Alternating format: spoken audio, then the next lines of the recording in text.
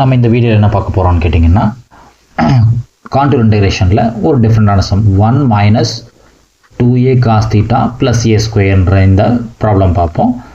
இதில் என்ன கொடுத்துருக்காங்கன்னா கண்டிஷன் ஏ வேல்யூ 0லேருந்து 1க்குள்ளே இருக்கணும், அதுதான் நம்மளோட condition. So let z equals to e power I theta. சரிங்களா? அப்போது காஸ் தீட்டா மட்டும்தான் இருக்குது. அப்போ காஸ் தீட்டாக்கான value z square plus 1 by 2z. d தீட்டாக்கான வேல்யூ dz பை iz. அப்போ நம்ம கிவன் ப்ராப்ளத்தை மாற்றி எழுதுகிறோம் அப்படின்னா integral over 0 to 2 pi d theta by 1 minus 2a cos theta plus a square. இந்த டேர்மை மாற்றி எழுதுனா ஸோ 0 to 2 பைன்றது என்ன கன்வெர்ட் ஆயிரும்னா integral over c closed region. So 1 divided by 1 minus 2a cos தீட்டாக்கான value z square plus 1 by 2z. Already நம்ம கையில் ஏ ஸ்கொயர் வச்சுருக்கோம் இல்லைங்களா? இப்போ என்ன ஆகும், இந்த 2வும் கட் ஆயிரும். இன்ட்டு டி தீட்டா அதுக்கான வேல்யூ dz பை iz.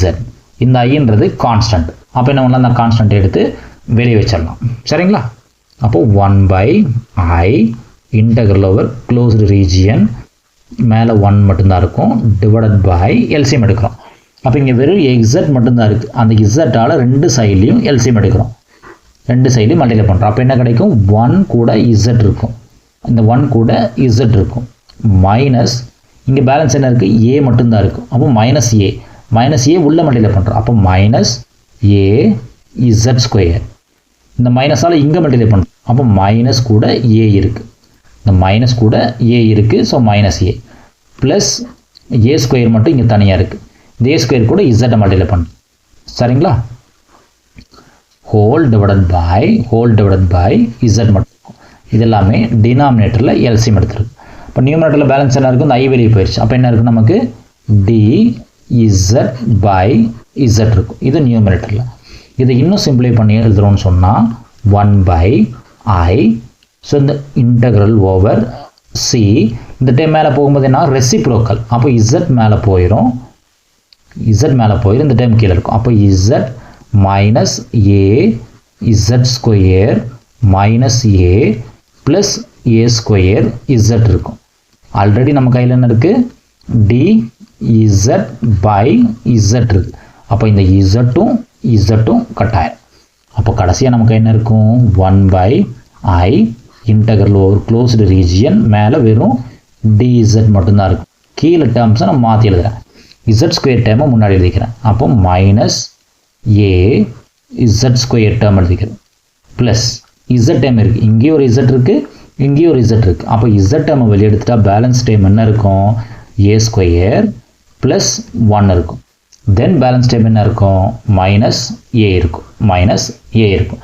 இதை நான் என்ன மாற்றிக்கிறேன்னு கேட்டிங்கன்னா 1 by I integral over closed region f of z dz மாற்றிக்கிறேன். ஸோ இது காட்சி ரெசிடியூ தியரத்துப்படி எழுதணும்னு கேட்டிங்கன்னா இதோட answer 2 pi I into sum of residues of f of z. சரிங்களா? அப்போ நமக்கு என்ன ஆகும், இந்த ஐயும் கட் ஆயிரும். அப்போ கடைசி என்ன இருக்குது, நமக்கு 2 பை மட்டும்தான் இருக்கும் இன்டு சம் ஆஃப் ரெசிடியூஸ் மட்டும்தான் இருக்கும். இது என்னன்னு கேட்டிங்கன்னா given problem capital I. So equation number 1 நம்மளை அஷ்யூம் பண்ணிக்கிறோம். இப்போது எனக்கு என்ன வேணும், ரெசிடியூ தியரத்துப்படி ரெசிடியூஸ் ஃபைண்ட் பண்ணணும். அப்போ லெட் f of z என்ன கொடுத்துருக்கோன்னு பார்க்கணும். ஸோ f of zன்றது இங்கே என்ன கொடுத்துருக்கோம், 1 by minus a z square plus z into a square plus 1 minus n கொடுத்துருக்கோம். இது ஒரு குவாட்ராட்டிக் பாலினாமியல். இல்லைங்களா? இது ஒரு குவாட்ராட்டிக் பாலினாமியல். இதனோட ரூட்ஸ் என்னவா இருக்குன்னு கேட்டிங்கன்னா 1 divided by z minus alpha z minus beta இருக்கும். கூட என்ன இருக்கும்? கட்டாயம் a இருக்கும். இது ஒரு குவாட்ராட்டிக் பாலினாமியல். இது குவாட்ராட்டிக் ஈக்குவேஷன் கிடையாது. It's a quadratic polynomial. இது நம்ம எது கூட கம்பேர் பண்ணுறோம்னு கேட்டிங்கன்னா a x square plus b x plus c அப்படின்றத குவாட்ராட்டிக் பாலினாமியல் கூட கம்பேர் பண்ணுறோம். ஸோ இப்படி கம்பேர் பண்ணும்போது நமக்கு என்ன கிடைக்குன்னா கேபிட்டல் ஏ வேல்யூ என்னன்னு கேட்டிங்கன்னா minus a, capital b value என்னன்னு கேட்டிங்கன்னா a square plus 1, capital C value என்னன்னு கேட்டிங்கன்னா மைனஸ் ஏ. அப்போ இது குவாட்ராட்டிக் ஈக்குவேஷன், அதாவது ஃபேக்டர்ஸ் ஃபைண்ட் பண்ணணும். அதுக்காக quadratic equation z equals to minus b plus or minus square root b square minus 4ac by 2a. இது ஜெனரல் ஃபார்முலா இல்லைங்களா? இப்போ மைனஸ் பி, அப்போ பியோட வேல்யூ என்னது? a square plus 1 minus b plus or minus root of b square. பின்றது என்னப்பா? a square plus 1 whole square minus 4a. a value என்னது? Minus a. c value என்னது? அதுவும் மைனஸ் a தான். b square minus 4ac by 2a. a ஓட value என்னது? Minus a. சரிங்களா? இது ரூட்ஸ் ஃபைண்ட் பண்ண மட்டும் ரொம்ப கேர்ஃபுல்லாக இருக்கணும். கொஞ்சம் மிஸ் ஆனாலும் கன்ஃபியூஸ் ஆயிரும். சரிங்களா? அப்போ a square plus 1 plus or minus root of, ரூட்டுக்குள்ளே இது எல்லாமே ரூட்டுக்குள்ளே தான். சரிங்களா? அப்போ இது என்னது? a plus b whole square formula இல்லைங்களா? அப்போ நமக்கு a plus b whole square formula a square plus b square plus 2ab. அப்போ ஏன்ற பிளேஸில் என்ன இருக்குது? ஆல்ரெடி a ஸ்கொயர் தான் இருக்குது. அப்போ அது அப்படியே எழுதிக்கிறேன். a square whole square a square plus b square plus 2ab. சரிங்களா? அடுத்து ரெண்டாவது டைம் என்ன ஆகுது? ஒரு மைனஸ் 2 மைனஸ் 3 மைனஸ் இருக்குது. அதனால் ஒரே ஒரு மைனஸ் மட்டும் எழுதிக்கலாம். 4a ஸ்கொயர் ஒரே ஒரு மைனஸ் எழுதிக்கலாம். கீழே என்ன இருக்குது? மைனஸ் 2a இருக்குது. சரிங்களா? இதை இன்னும் சிம்பிளை பண்ணணும்னு கேட்டிங்கன்னா மைனஸ் என்ன கீழே எழுதிக்கலாம், இடம் பத்தாது.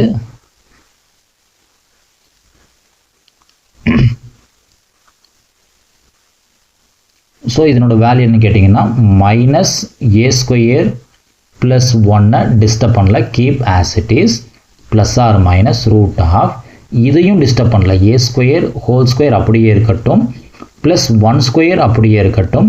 இது என்னது? 2a ஸ்கொயர் இல்லையா? இதனோட வேல்யூ என்னது? 2a square. இந்த பக்கம் என்ன இருக்குது? மைனஸ் 4a ஸ்கொயர் இருக்குது. அப்போ இதனோட ஃபைனல் வேல்யூ என்ன இருக்கும்? மைனஸ் 2a ஸ்கொயர் இருக்கும். அதில் என்ன பண்ணலாம்? மைனஸ் 2a ஸ்கொயர் தான் இருக்குது இல்லைங்களா? மைனஸ் 2a ஸ்கொயர் இருக்குது. நானும் அஷ்யூம் பண்ணிக்கிறேன் ஒரு டேர்ம் இருக்குது, சே 1 ஸ்கொயர்.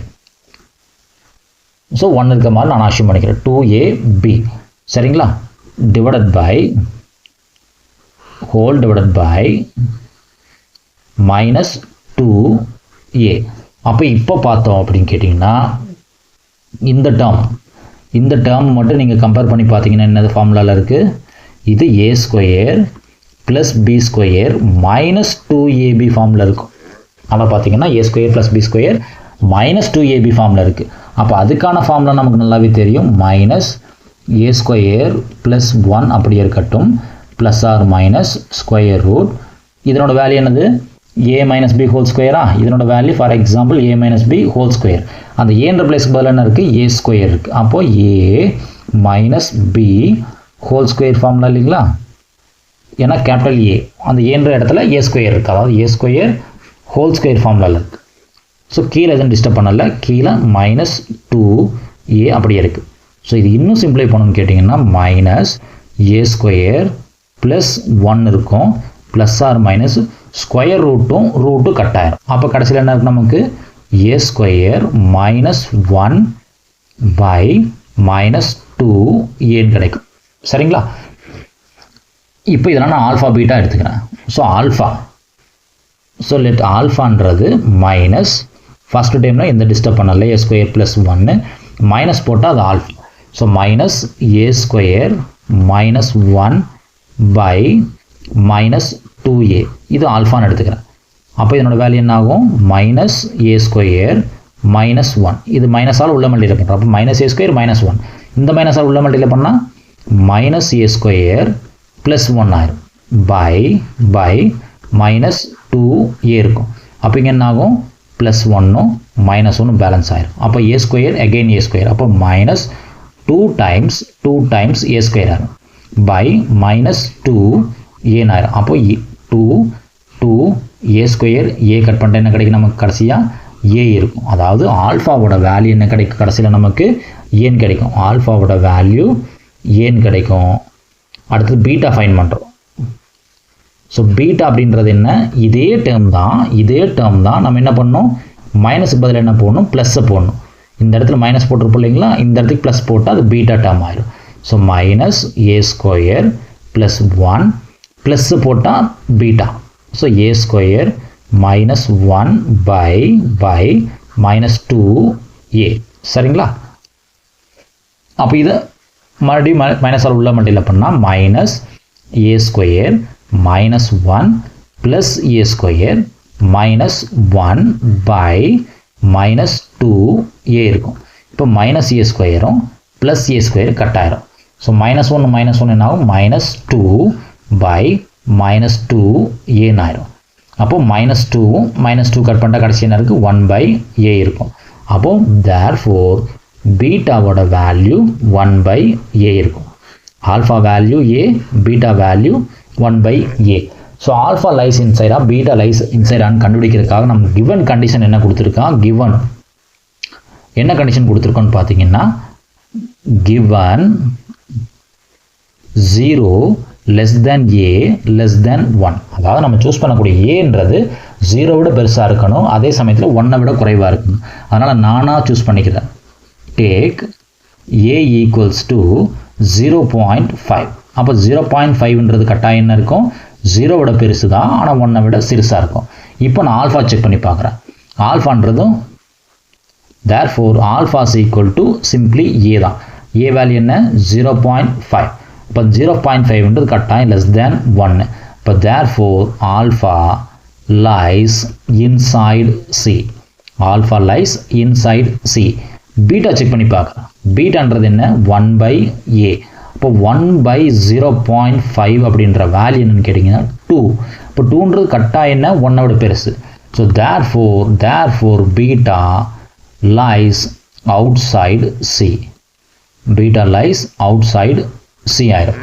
ஆல்ஃபா மட்டும்தான் இன்சைட் C இருக்கும், பீட்டா லைஸ் அவுட்சைட் C ஆயிரும். இப்போ நம்ம ரெசிடியூ ஃபைன் பண்ணணும் இல்லைங்களா? இப்போ ரெசிடியூ ஃபைன் பண்ணுறதுக்காக R1 மட்டும்தான் ஃபைன் பண்ணணும். R2ன்றது அப்போ லைஸ் அவுட் சைட்னா R2ஓட வேல்யூ என்ன ஆயிரும்? நமக்கு கன்ஃபார்மாக 0ன்னு தெரியும்.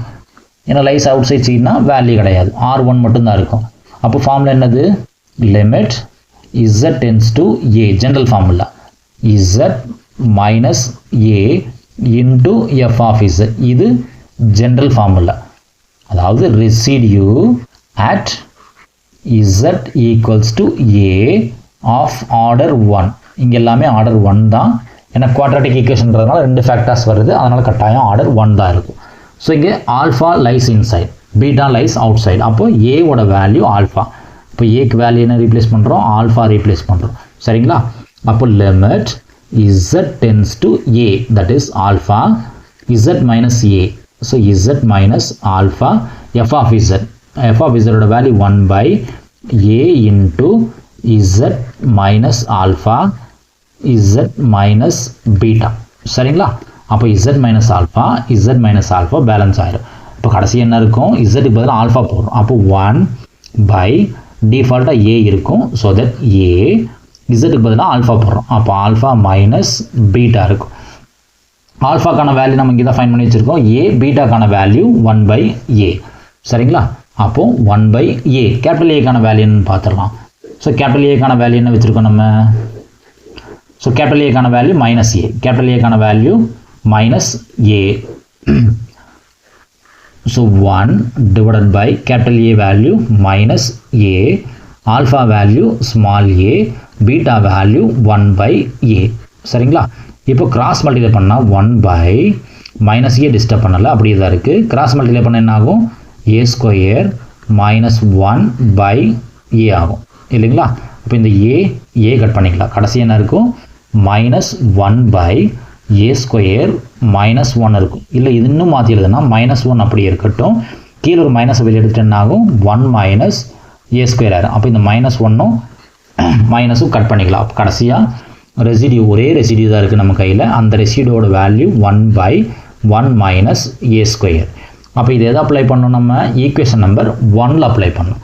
அப்போ ஈக்குவேஷன் நம்பர் 1 என்ன சொல்லுது, integral over 0 to 2 pi d theta by 1 minus 2a cos theta plus a square. இந்த இன்டகிரேஷனை நம்ம எப்படி மாற்றிருக்கோன்னு பார்த்தா ஈக்குவேஷன் 1ல் மாற்றிருக்கு இல்லைங்களா. இப்போ ஈக்குவேஷன் 1ல் என்ன வச்சுருக்கோம், 2 pi into sum of residues, 2 pi into sum of residues. அப்போ இங்கே என்ன வேல்யூ வரும், 2 pi into sum of residues of f of z. நம்ம கையில் ஒரே ஒரு ரெசிடியூ தான் இருக்குது, என்ன ரெண்டாவது ரெசிடியூ 0. அப்போ 2 pi into sum of residue, ஒரே ரெசிடியூ தான். அப்போ என்ன பண்ணலாம், 1 மைனஸ் ஏ ஸ்கொயர்னு போட்டுக்கலாம். ஸோ நன்றி, மீண்டும் இன்னொரு வீடியோவில் பார்ப்போம். இந்த வீடியோ உங்களுக்கு பிடிச்சிருந்துன்னா கட்டாயம் லைக் பண்ணுங்கள், என்னோடய சேனலை சப்ஸ்கிரைப் பண்ணுங்கள், கமெண்ட் பண்ணுங்கள், ஷேர் பண்ணுங்கள். உங்களோட சப்போர்ட் கட்டாயம் எங்களுக்கு தேவை. Thank you so much.